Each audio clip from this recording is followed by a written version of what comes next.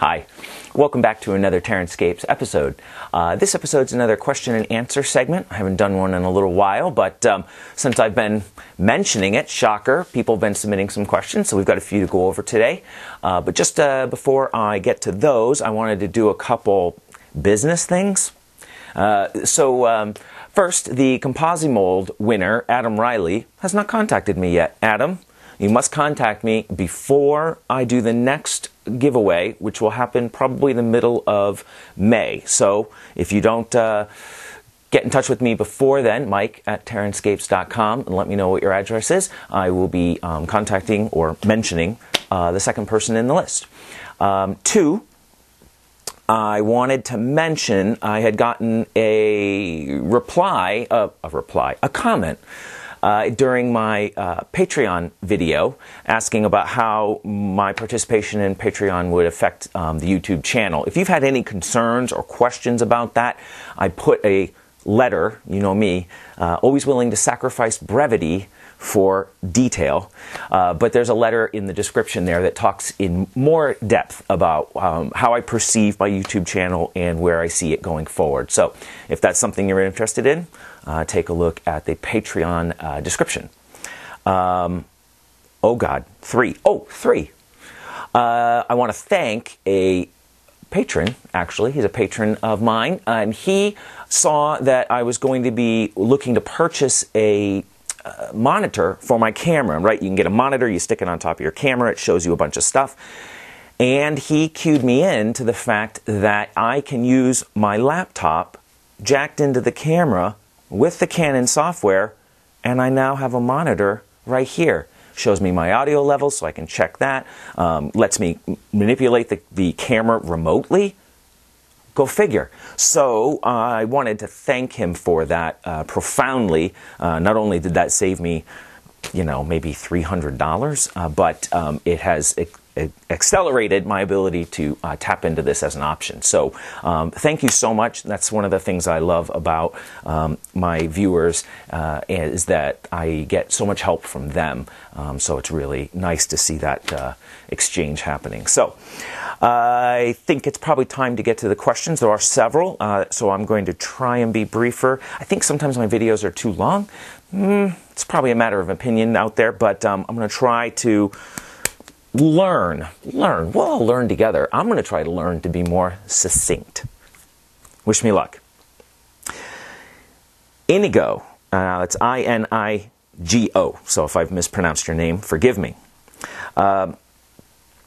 He asks that he was thinking of starting a tiny business to get some money for a holiday and to also to buy more miniatures, starting a small terrain business. So he wanted us to ask if I could give him a hint of what seems to sell well. Obviously, my stuff will be cheaper, and he talks about how he's kind of a beginner. But he's wondering about the basics, the artistic skill, what do people seem to like. Luckily for you, Inigo, and luckily for me, this has been covered in a couple Q&As, and I have just gone back and updated the description of 2 more. So the Q&As now have time-linked descriptions to all the questions up to episode 7, and I will try to keep working on those. Question Q&A 1, I talk about what terrain clients get the most use from. I also mentioned in that episode, I explained the most common elements in good terrain.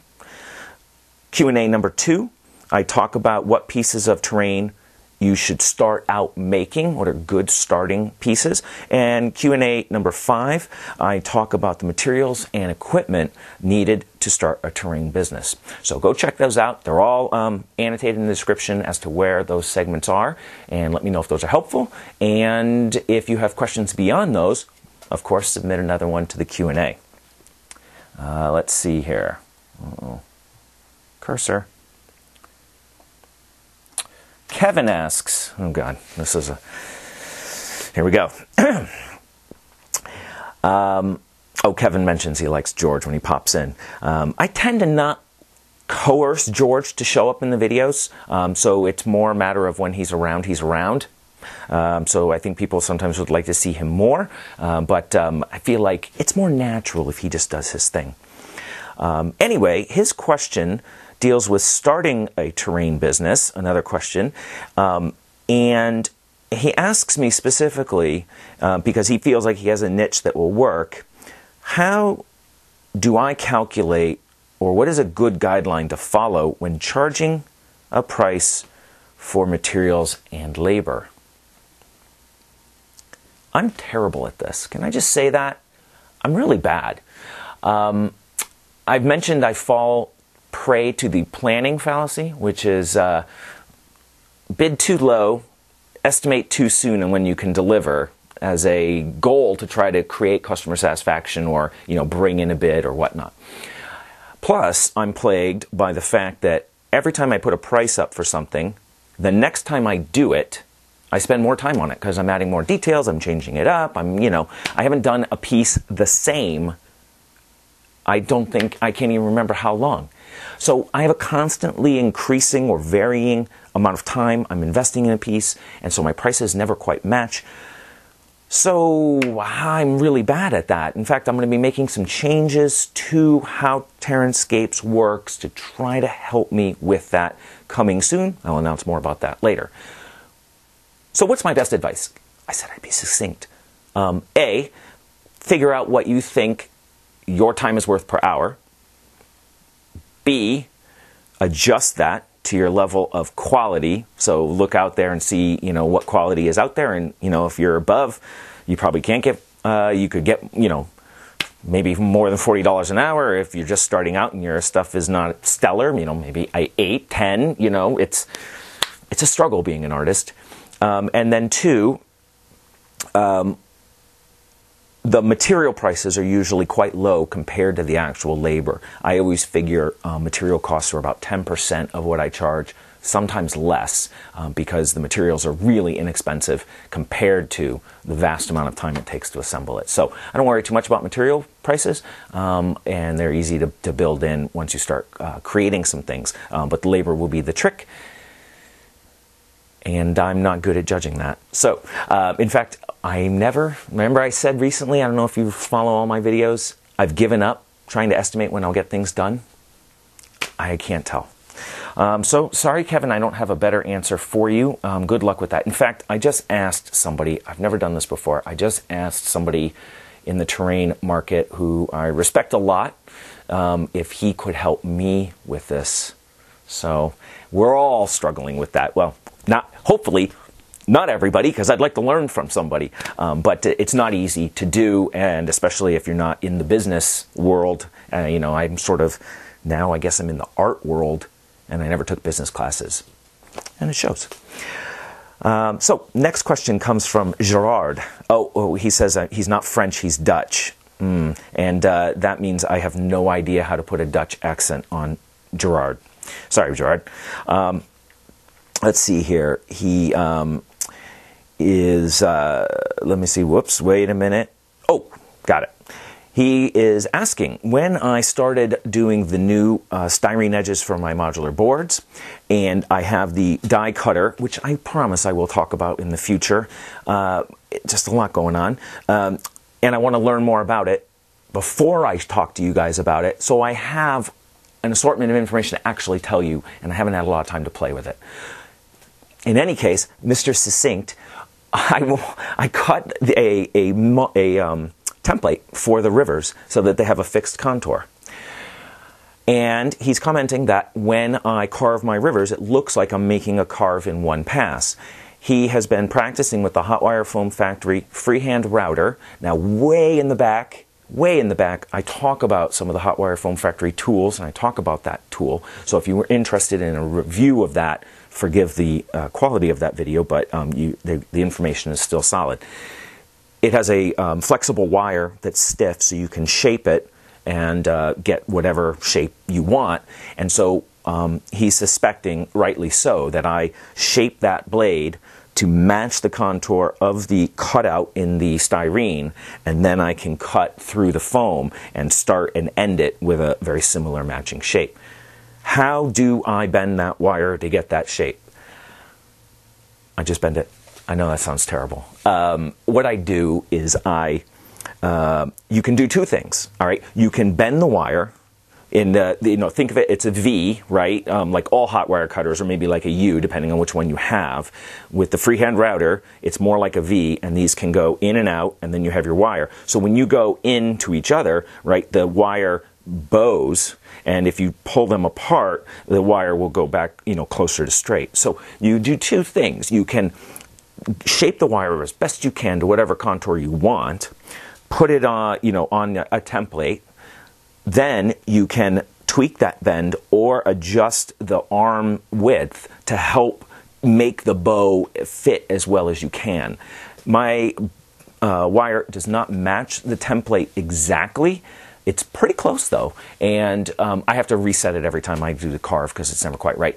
And you can always be a little conservative in your carve and then just do a little sanding right at the edges, because it's only the edges that need to join. The rest in the middle can do whatever it wants, but at the edge, that's where you want that, join from board to board. So be a little conservative, come in on the inside, get a little, I always recommend 80 grit, maybe 100 grit sandpaper for foam because it doesn't tear it as much, and then you can just sand it just to bring that flush with your template.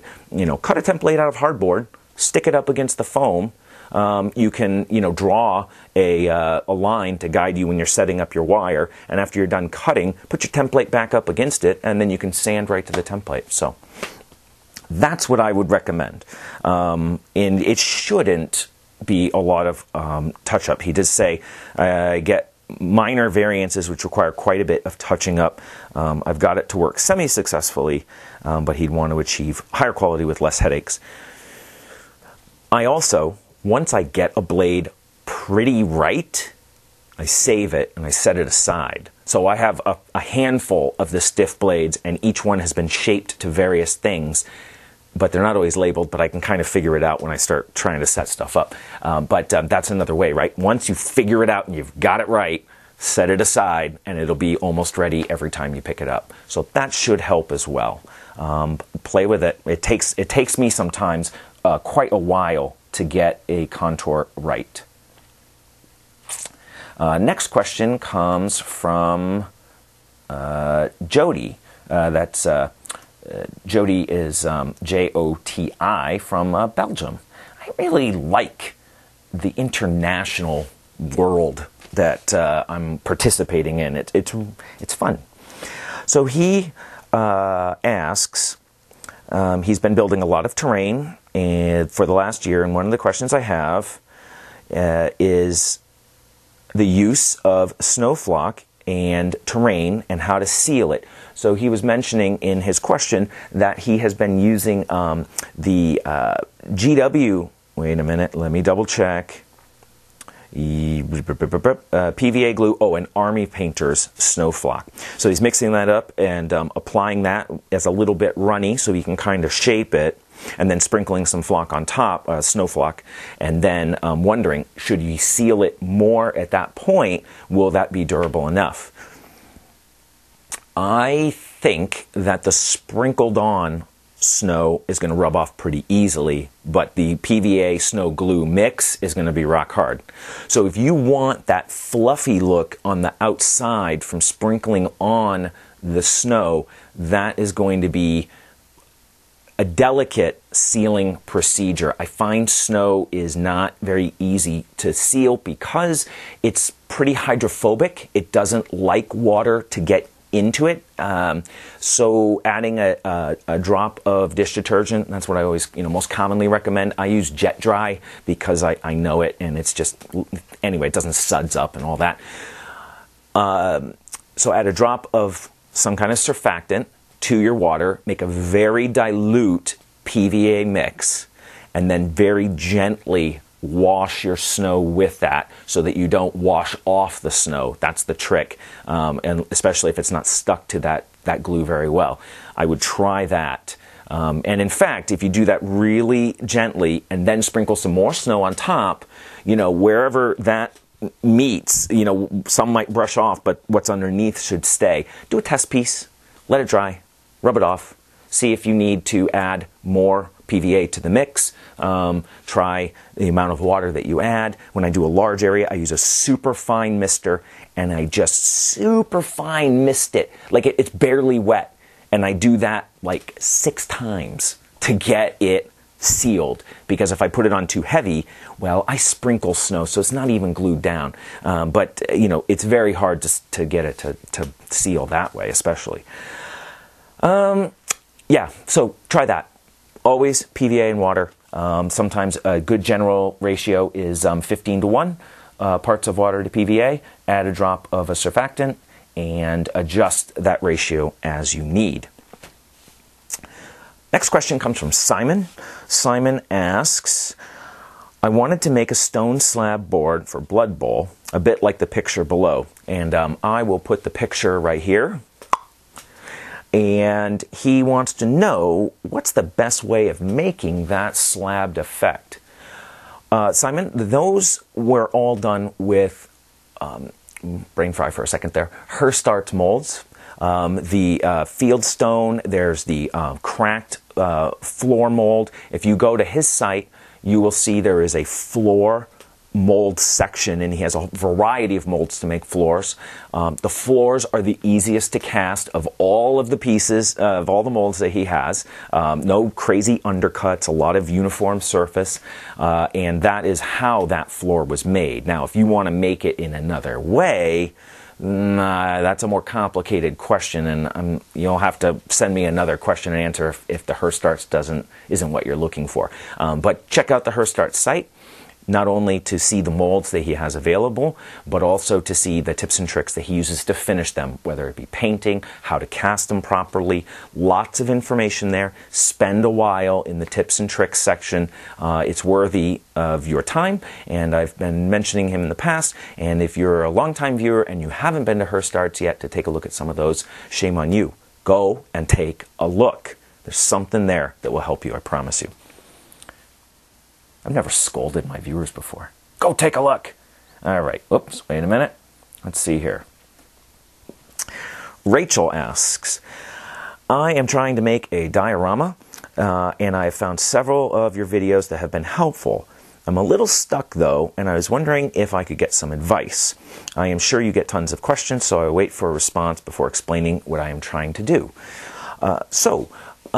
I am happy to give advice. I get questions fairly regularly in my email, beyond some of the comments below, and I'm fine with that. You know, I try to give quick tips and give you some help if you need it. Sometimes I can do that in the comment section, depending on the kind of question. If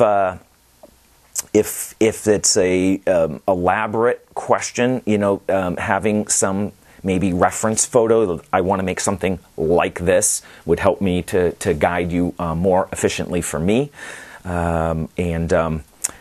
At this point, I'm able to answer all of those questions. Email is starting to get a little long to do with YouTube comments and blah, blah, blah, but I still have time. So, you know, feel free to email me. If you wanted a sort of more prolonged, this kind of feels like a plug, but if you wanted a more prolonged relationship with, you know, advice and comments and stuff like that, for my patrons and Patreon, I'm taking requests for a monthly column, and there I will try to, you know, elaborate more than in a typical email reply.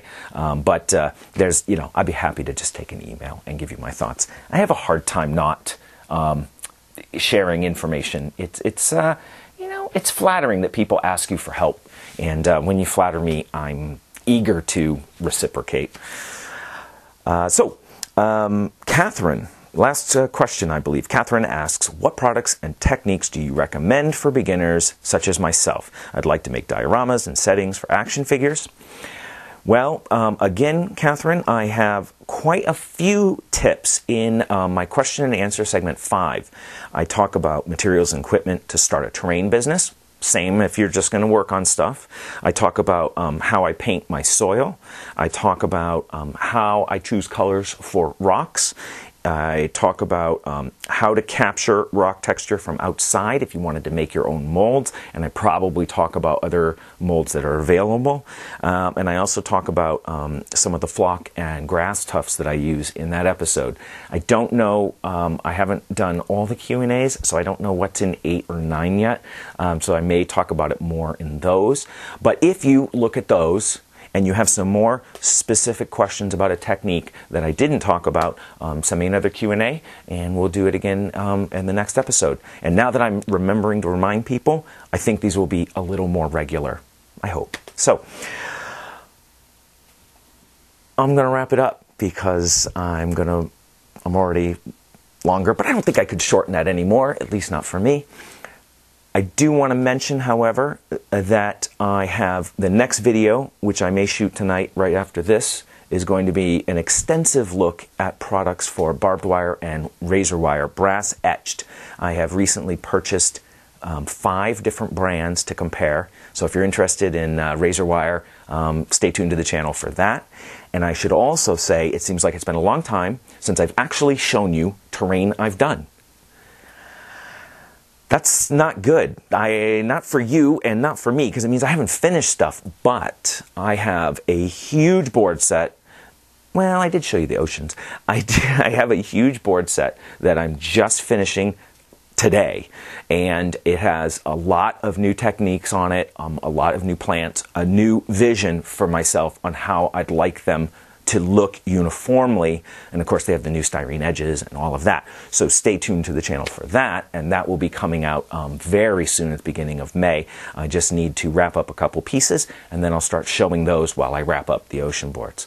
So that's a plug for staying tuned to the channel. So hopefully you've enjoyed something, piece of information from this Q&A. If you have questions that you'd like to submit, email them to TerranScapes@gmail.com.